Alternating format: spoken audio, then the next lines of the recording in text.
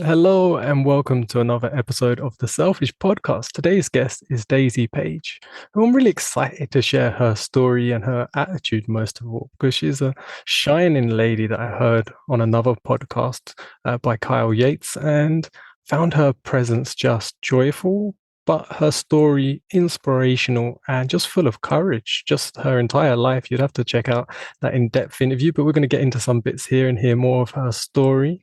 So thank you for being here, Daisy. It's a pleasure to speak with you. Can you just share with myself in the audience, where in the world are you?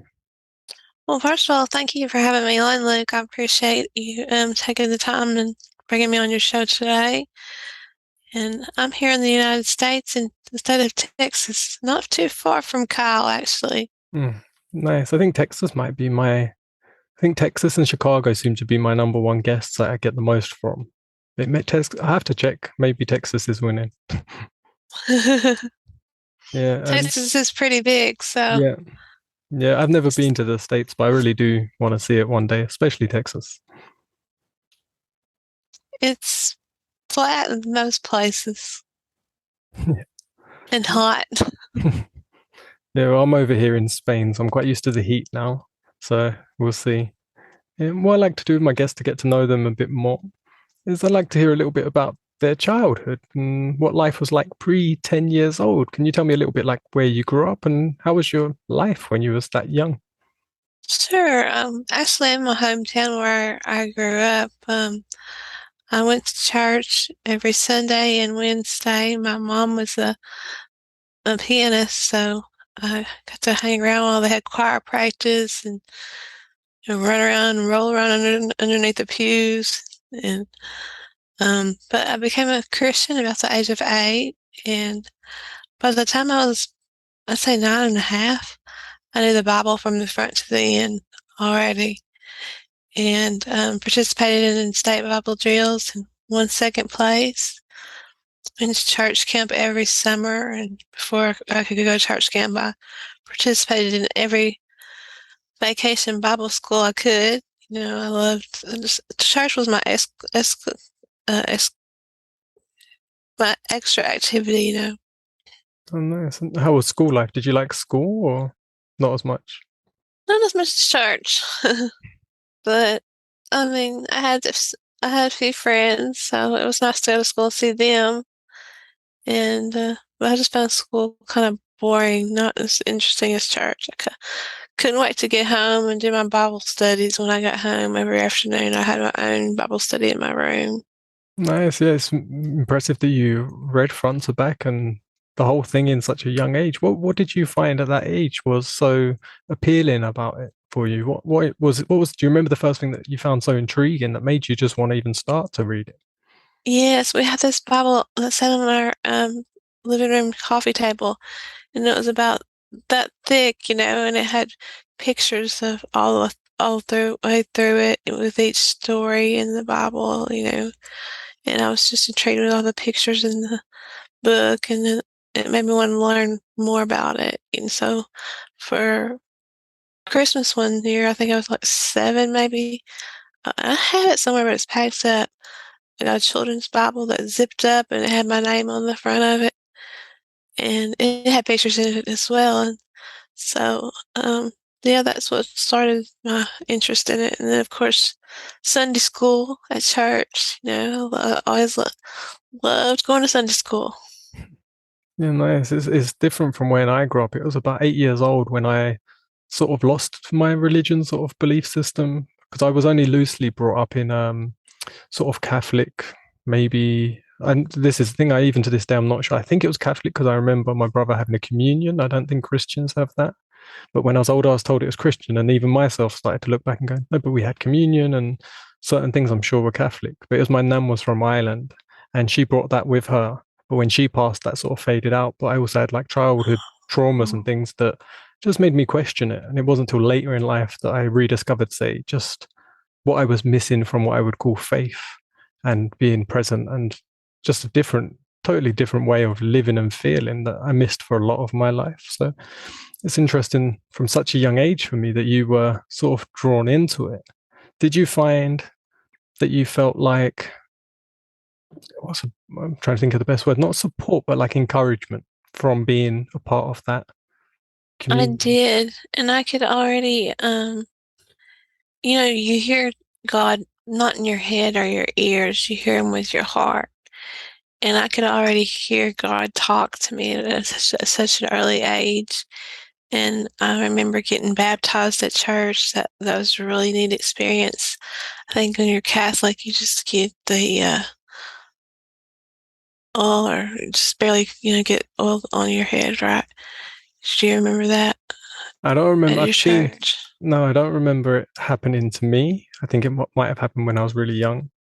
Okay. I did get not for my own choice, but I was getting married to someone that was Christian and quite her family were very sort of not demanding, but respect to them. I went and got a full dunking baptized where they Oh, dropped me back in a full pool. That was an that's where they interesting. did it at our church. Yeah, that was an Yes. interesting experience. Yeah, it was very interesting. And then we had what you call, instead of communion, it was the Lord's Supper, where you'd get a little glass of grape juice and a little cracker, which was the blood of Christ and the body of Christ. I do remember that. I think something about that was appealing when you're little. I think it's because you're given something as well. When I was little, I remember going up and being in a queue to get a little, it was a little real circular disc, and then Yes, they said little sip of grape juice. The adults got wine, I think. that would be Catholic. Baptists just do the grape juice. But since I've become ill, I've been kind of converting Catholic. Um, But the thing about it is, when you're terminally ill, you don't have to lose your other religion. You can keep it and become Catholic too. So that way you kind of get a double religion, something else to fall back on to help your faith. Yeah. So, So yeah, so for the audience to know, they mentioned you're currently terminally ill. That's why I'm so extra appreciative. But it's not how I introduce you because I don't think you are your uh, illness. That's not your identity. That's something that your body's going through. Can you just explain to the audience what is this terminal illness that you have and how did it come to be? it's it's MSA. It's called multisystem atrophy. It's really rare that only one out of every 25,000 people in the US are diagnosed with it, or 4 out of every 100,000 is what you read.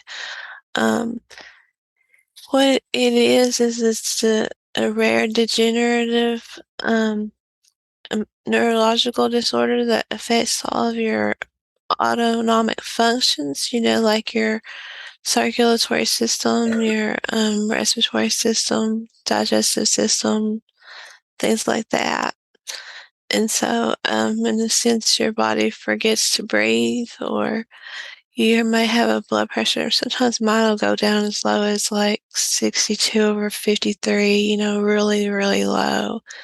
And when you get that low, you will pass out or, lose consciousness. And that can be kind of scary when you, you just see everything getting kind of in a dark tunnel, and then you're out and you wake up and all these people are around you and you're like, whoa, what happened here?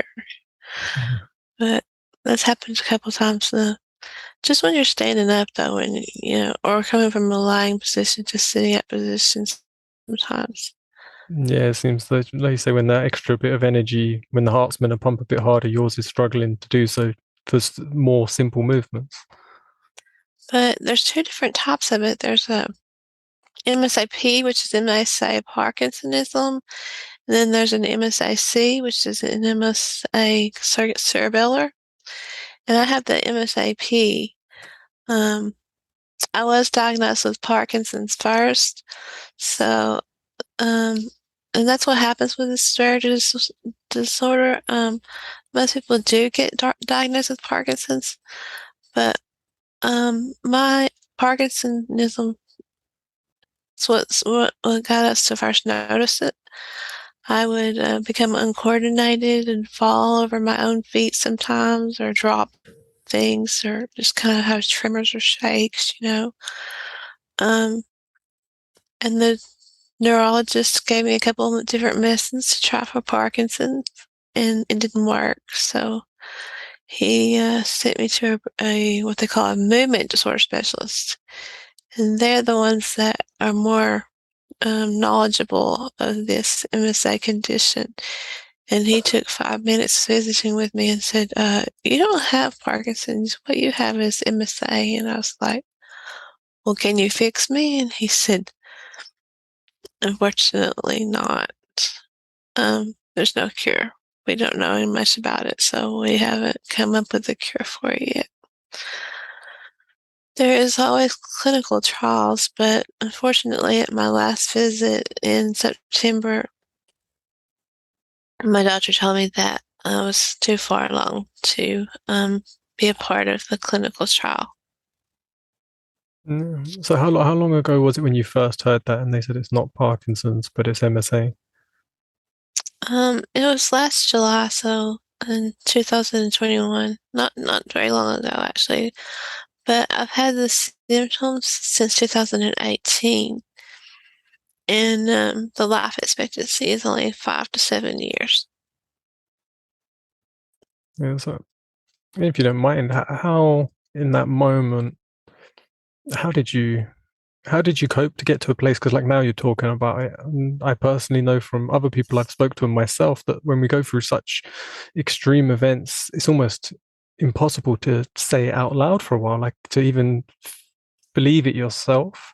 Was there a point where you felt that this can't be what's happening, and what was that journey getting to where you are now? Actually, when he told me, I was just kind of numb, in shock. But when I saw my husband, I had told him on the phone what it was. I hadn't Googled it. I don't like to Google things like that a lot of the time. You get diagnosed with things that you think you got, you're like, oh my gosh. So I told him on the phone what I had because I was with my mom when I got my diagnosis. And whenever I saw my husband, he was really pale as a ghost and just kind of frazzled. And I was like, what's wrong? And he fell to the ground crying, and he said, "You only have 5 to 7 years to live." And my mom had to pick him up and say, there's clinical trials, there's things that we can try. This doesn't necessarily mean that for her. And then it kind of hit me like, what? So I did Google it. What is MSA, and I started reading about it. And I thought, oh my, I gotta tell my kids. And um, I, I still have bouts of emotional, um, where I do break down and cry. And sometimes I think, my God, haven't I been through enough already? How can you put me through this too?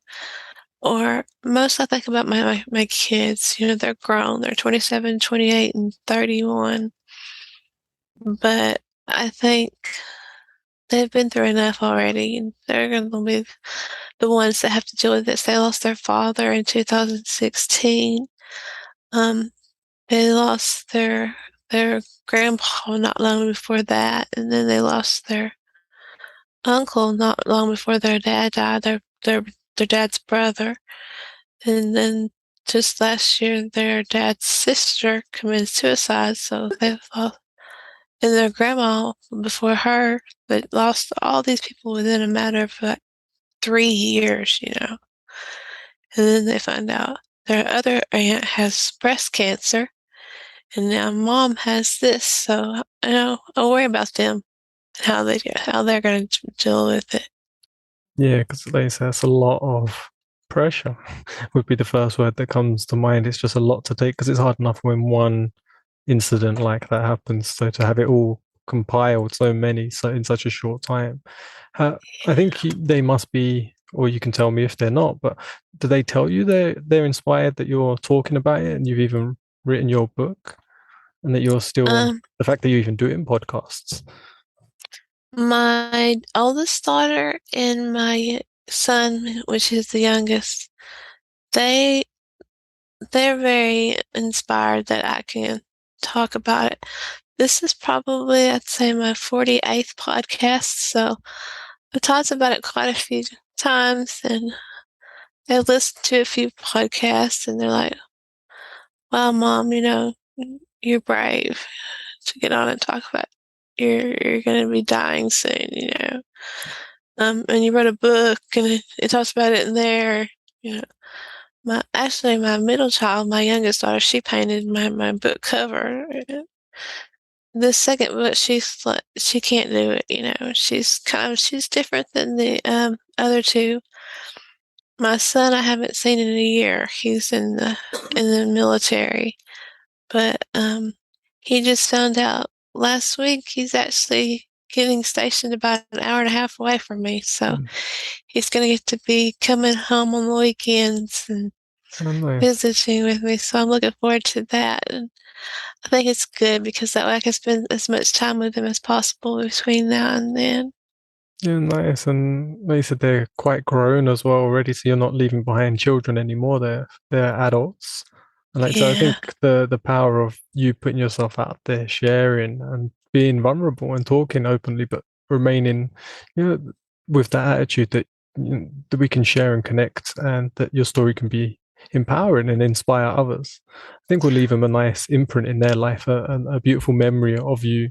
Because a lot of people that suffer even non-terminal conditions that can make them quite bitter, or they can resent the fact that they've got it. You know, it's very easy to get very angry when we get Oh, yeah. given something that we don't want.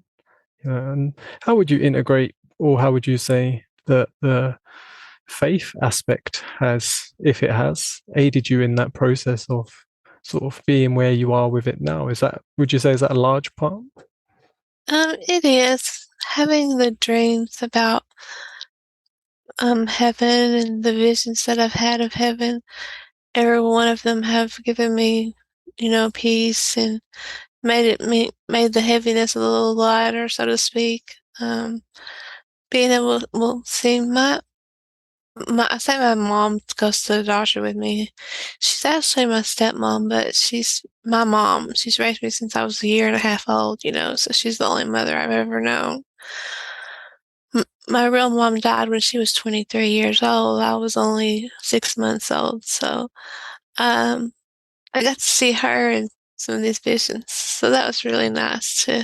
And I knew it was her. Immediately knew it was her. So getting to know her, and I lost a set of twins when I was 6.5 months pregnant. So I saw them when I was up there visiting, and they knew who I was. And even though it's been, gosh, I lost them in '93, so you know it's been a while since I lost them, almost 31 year or almost 30 years ago, and know them when I saw them, and then my family. And it was just a very exciting adventure, I should Mm. say. And I was not ready to come back whenever it was time to leave those visions. Everybody would tell me, "We'll see you soon." My mother-in-law, she passed away in 2016, and the first vision I had was the night before my husband's birthday, and she was the last person I saw when I was seeing everybody and hugging everybody. And I turned around, and she was standing there with her hand on her hip, and she had this little smirk on her face like she would when she was, down here. And she said, "Tell Eugene I said happy birthday, and I'll see you soon." So it's like they're preparing my home for me, so to speak. And then one dream was about a homecoming feast, and there's tables as long as you can see. I mean, as far as you can see, and they're just full of food. And you don't have to eat, obviously in heaven, but you eat for the pleasure of the taste. So all your favorite foods are on this table, and you just eat and eat and eat and eat, not get that overly stuffed feeling like you do during the holidays. And that was kind of nice. Getting my grandma's homemade pies that she always made for me. when she was alive, have that and taste it again. I could taste it and have in the vision. So that was very comforting. Nice. And yeah, it's interesting you had such clear visions and moments, especially seeing the different people and stuff, and having that sense that you knew who it was straight away. Like it's the same as if you was to walk and your son or your daughter walked in the room. Now you don't have to think like for a second, who is that? You just know. Yeah, you That's just really interesting. and And there's people I've only seen in photos, generations. But one side of the table was my mom's side of the family, and one side of the table was my dad's side of the family. And it went generation after generation after generation. You see all these people that I've only seen in photographs. So it's nice to get to know that part of the family that you never got to know and you only seen in pictures. yeah, nice. And I want to find out a little bit more about your book and how your book come to be. But first, I just wanted to hear, um, or to just say like a thank you to you for sharing and being here and telling your story. Like I said, for me, it's inspiring, but it's also motivational because it's showing that someone just continues to be of service despite whatever the obstacle is. And to me, life's about service and what we serve.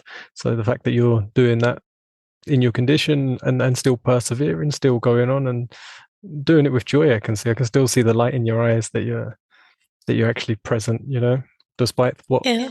everything that's going on. And for your husband as well to be there and support you. I had to support my mother most of my life. She was had severe mental illness, so I became her carer. So I've always been the caregiver. My partner Danielle, she got very, very sick. She had a sudden cardiac arrest, and I became her full-time carer.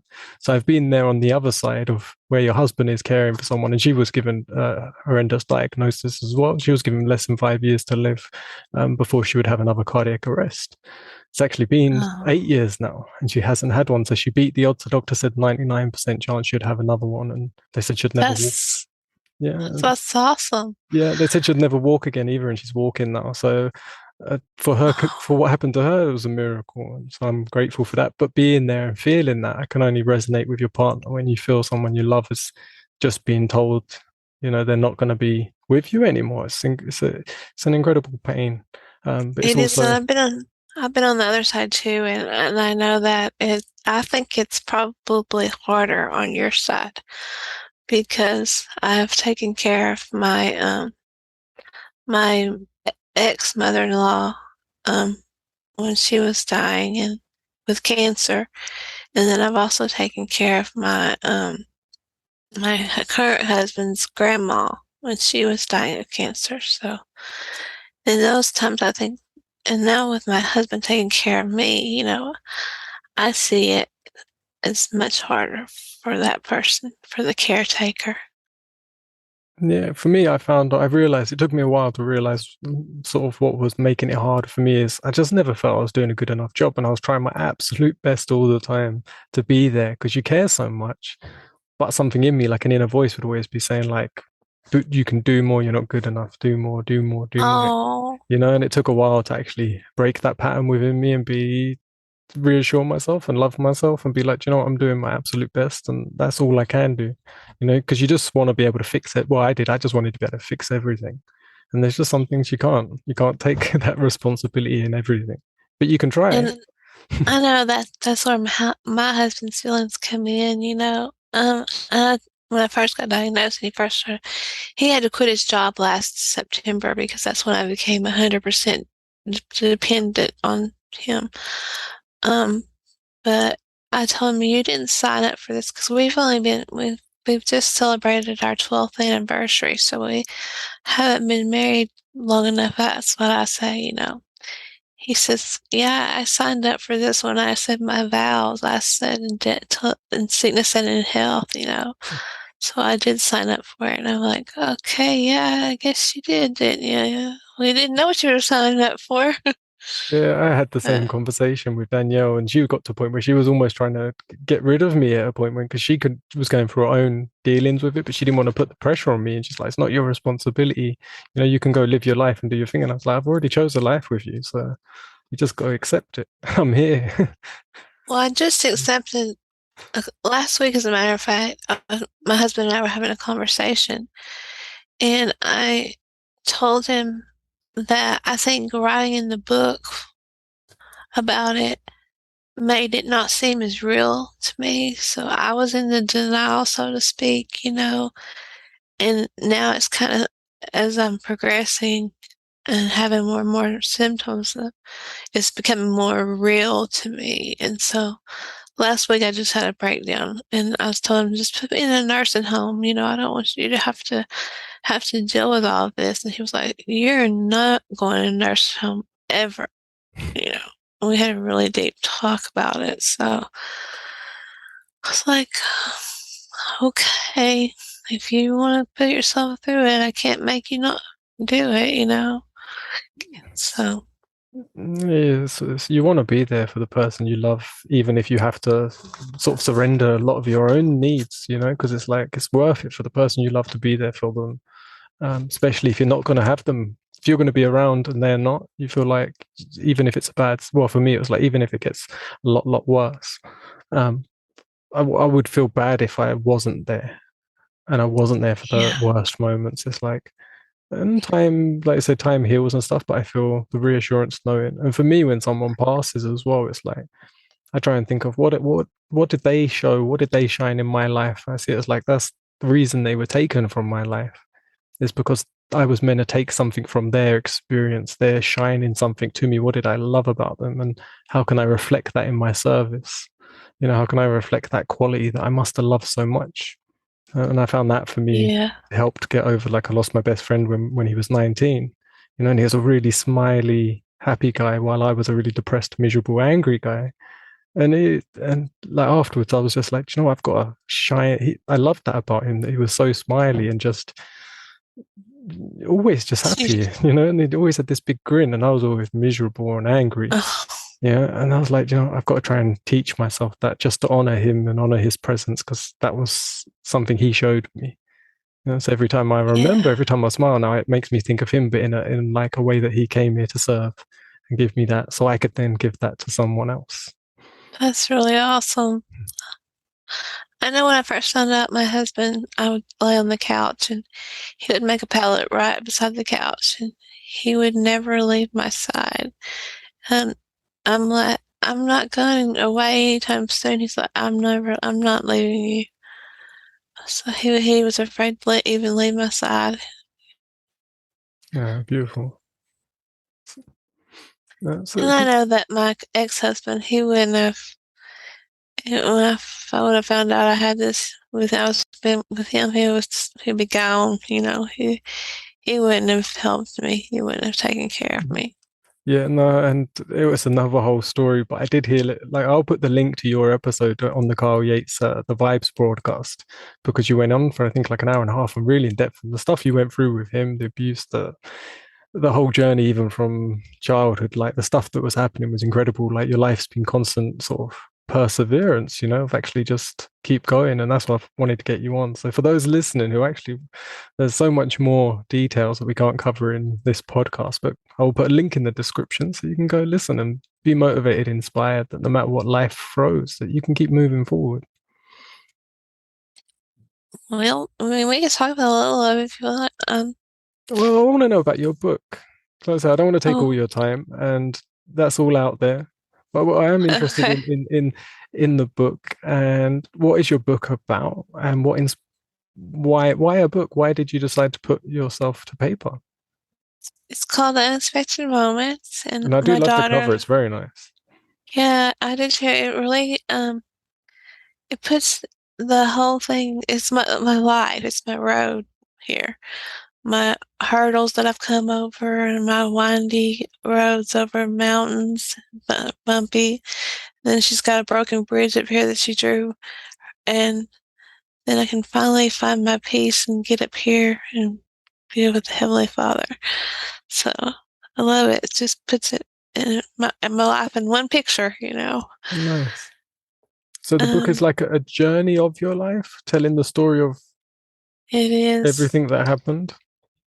everything. It is. And how the book became is after my diagnosis, I had a vision, and like I said, that you hear God with your heart, and He told me my child, your time is near, but you must tell your story from the beginning first. I was like, okay, how am I going to do that? I knew when I was 14, he told me that one day I was going to have a huge testimony for the world. And I'm like, me? What am I going to tell the world? But after my diagnosis, my doctor told me, take your life day by day. Do as much as you can while you can, because there's going to become a time that you're not going to be able to. And I want you to enjoy it as much as you possibly can. I said, okay. So I hadn't seen one of my best friends in like 11 years, and she lives in Vermont. We met in upstate New York.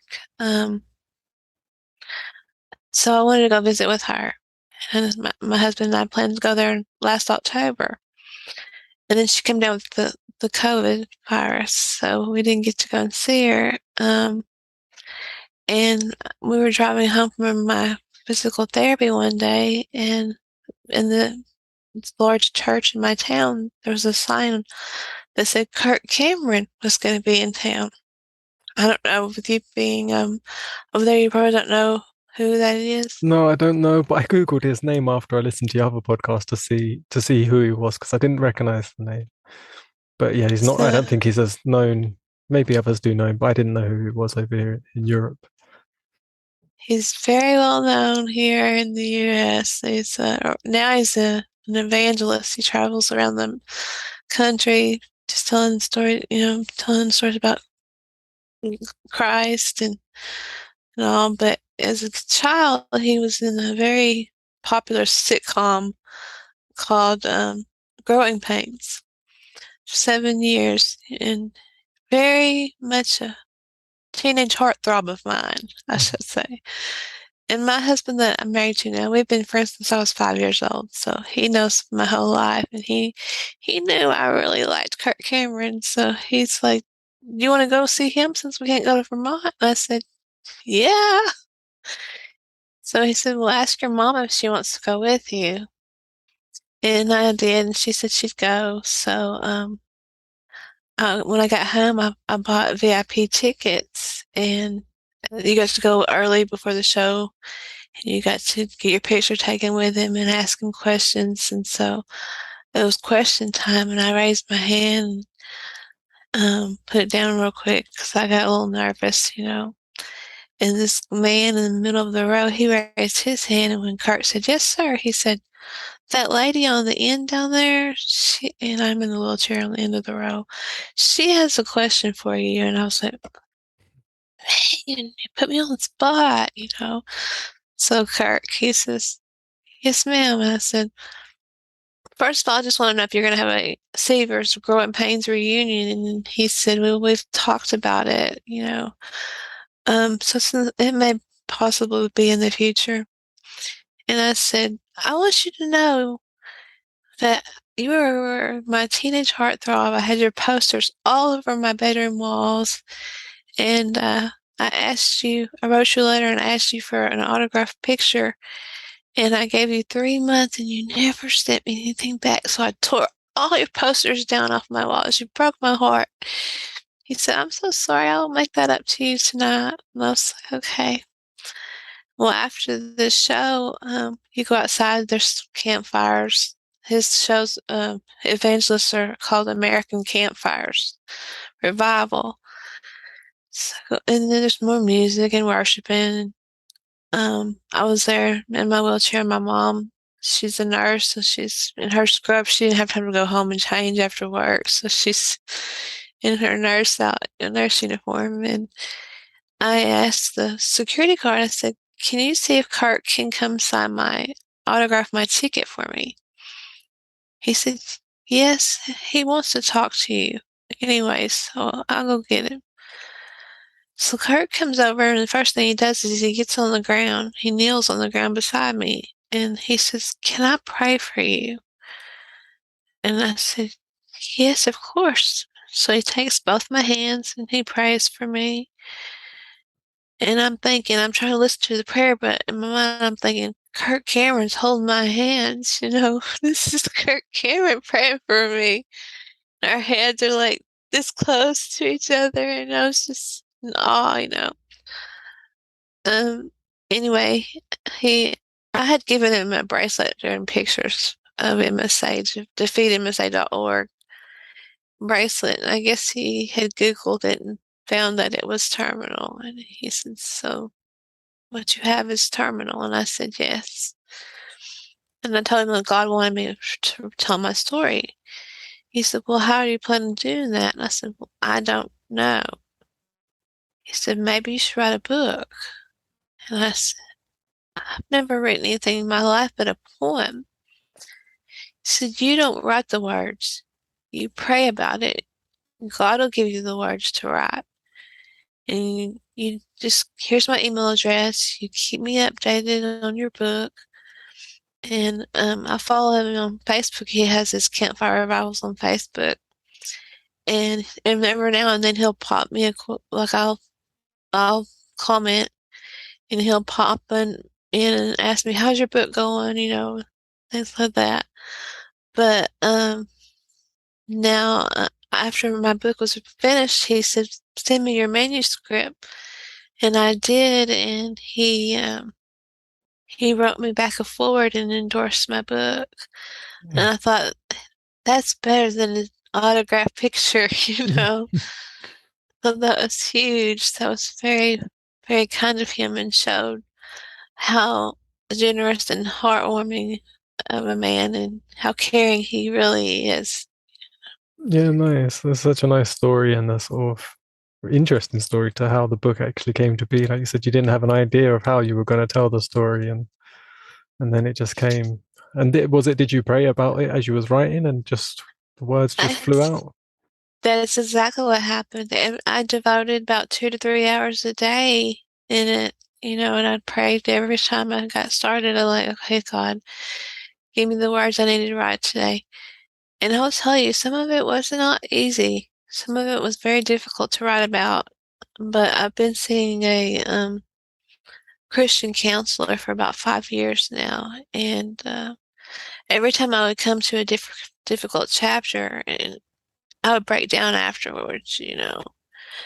The the next day was our talk, our visit. So that really helped me, and it took a weight that I had been carrying for so many years and just lifted it. So it was very therapeutic. Nice.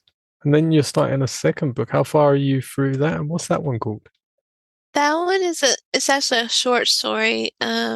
It's called Beyond Heaven's Gates, and it tells about visions and dreams I had and about heaven. But after the visions and the dreams I have about heaven, there's a part in that I'm writing on now to finish up. It's called Unexpected Moments Continue. So And it's like two books in one. and the continued part, that would just be telling your story from when the last book ended to where to now? Yes. Oh, Yeah. nice. And you said you're going to try and have that for Christmas, the second one. I'm hoping so. I'm trying. It's a lot harder.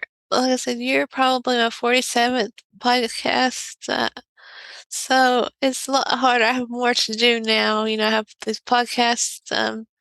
I can't go out and physically tour my book Mm. like I would like to. I did go to one book signing, but the trip was about 8.5 hours, 9 hours from where I live, and it was really hard on me. And the book signing was 2 hours long, and it was fine while I was in the book signing. I guess God helped me get stay painless, but or pain free.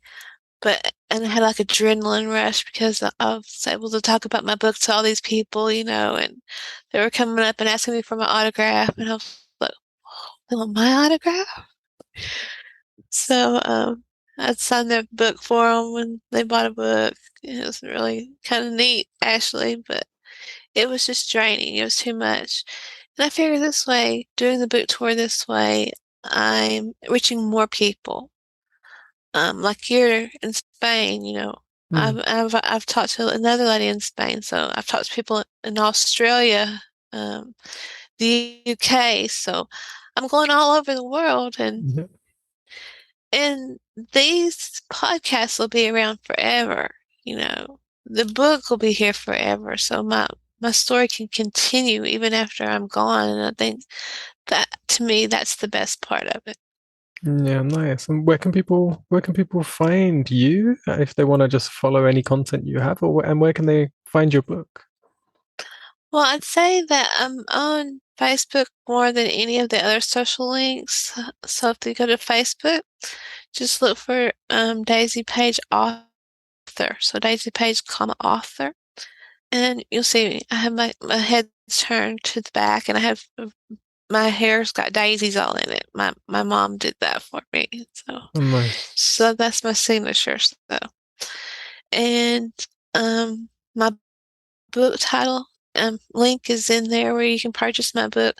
I would recommend or ask, please purchase it if you want the book in that link, because I do donate to charity some of the proceeds of my book to research the MSA, and I get more proceeds if you buy from my link, whether if you bought from Amazon or those sorts of links. For example, if you buy it Amazon, I get like $1 a book, and if you buy from my link, I can get up to like $18 a book. So charity gets a lot more money that Oh, way. nice. Well, I'll make sure I put that link in the description along with your Facebook link, so people can go straight through to there and get a copy and That would be find out more about great. your story. And like I said, I'll also link your other podcast with Kyle, and I'll have to listen to some of your other ones myself. I will check out some of your other stories. Like, And there's so many podcasts out there, but every time, like I've done mm, quite a few myself. I don't think I've done 47 of my own interviews yet.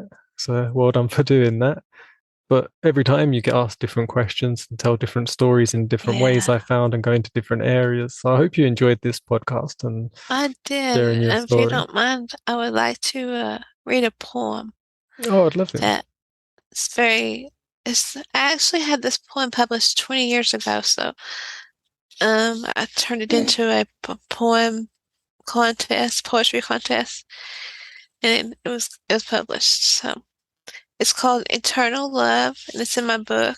But endless days, sleepless nights, as we go through our constant fights. Do we really get what we see, or is it totally up to me? Struggling through our trying times, burdened by the price of crimes. Truly, as each day ends, know that God's your only friend. As footprints in the sand did say, He really does carry us all the way. Know this, for it is up to you. He already knows what you should do. Find your faith from heaven above, then you will have eternal love. Oh, nice. And so fitting, even though it was wrote 20 years ago, so fitting to you now. I know it's interesting how things kind of just come back, you know, Yeah. around circle that way. Yeah. That's nice. But Apologies if there's a bit of noise in the background. It just started raining really heavy where I am, but hopefully the oh mic's not wow, picking it up. send me some rain. We earned our need of some rain. Yeah. Yeah, we've just had couple of weeks of pretty much non-stop rain here. It's dry all year and then now really heavy. Rainy season, huh? Yeah. But it's mushroom season as well, so getting some nice tasty mushrooms too. Well, I'm big. I like mushrooms. My husband, not so much, but I and know. if you're interested in what my book is about, it's just about my abuse that I suffered, and then how God was always there for me each time during my abuse. Always prayed, and He would show Himself. He answers your prayers, not only the way you want Him to, but sometimes not how you want Him to. But He knows what's best, what path you should take, and what door to open for you. And since my book has been published, I've seen some of those doors open. Like my abuser is on um he was indicted on charges of sexual misconduct on his youth group. So he became a youth minister Mm, in church and was even abusing the girls in the class. Now he's up for charges on that, and I've seen some other things take place that it's just like, wow, I did what he wanted me to do. I told my story, and I've been sharing it with the world, and now he's doing things for me, and I never doubted it. mm, I always had my faith, and I guess that's what my story is all about, is keeping my faith where others would have let go long ago, given up and thought the God wasn't with them, but He is. He's mm. always with you. Yes, well, thank you so much for sharing and being yourself and authentic and honest. It's beautiful to hear your story and to feel your light shining through with your words. So thank you for sharing, and I look forward to sharing your interview with my audience. I have just a few very short little questions I ask every guest at the end of the show. Do you have a moment for them? Absolutely. Yeah. So if you had to choose one, a cat or a dog? It would be a dog. I like my Snoopy. I have a little toy rat terrier, so Mhm. yes. What's your favorite color? It's turquoise. Nice. And what sound or noise do you love? Um, that would be either the rain or waves from the ocean. Nice. I think water sounds seem to be the number one so far. They're winning. That seems to be the most common. People love the sound of water. And what sound or noise do you not love so much? Um, that I have to say would be cats. Yeah, Screw it. There's a bunch of wild cats around my house, and you hear them fighting all the time, so it's the very fight, annoying. yeah, the fighting's really horrible, and then the mating noise is even worse. Oh gosh, Yeah. yes. Yeah, what do you love about yourself? Oh, if you would have asked me that about 10 years ago, I wouldn't have been able to answer that at all. But now I have to say my will to do God's will and to be strong and my just I have will to not do some of the things I did when I was a teenager. Um, yeah, I got quit smoking 2 years ago, so just my will. Nice. What do you love to see in other people? I love to see in other people is their motivation to make some goals or accomplish goals. Nice. And last question, what do you love about animals? This can be pets or animals in nature. Oh man, I could talk all day about my Snoopy. He, he's got this personality like no dog I've ever seen before. He, he keeps me laughing. He's just so entertaining. He's torn his squeaky toy, his little ball, to pieces, and he done tore the squeaker out of it, where it's just a little piece of rubber flap, but he still goes around carrying that piece of rubber flap around and wants you to throw it. And he goes, "Rrr," and goes to chase it and brings it back to you and drops it and gets down, waits for you to throw it again. Yeah, I had a So dog it's like just that. funny watching him play. Yeah, he would tear the squeak out. Every toy that I'd given that had a squeak, he would in such a quick time as well. He would tear the squeak out, rip the toy to pieces, um, and then give me the squeak. But he didn't want me to throw it. It's like he thought that's what he's meant to do with it. I don't know.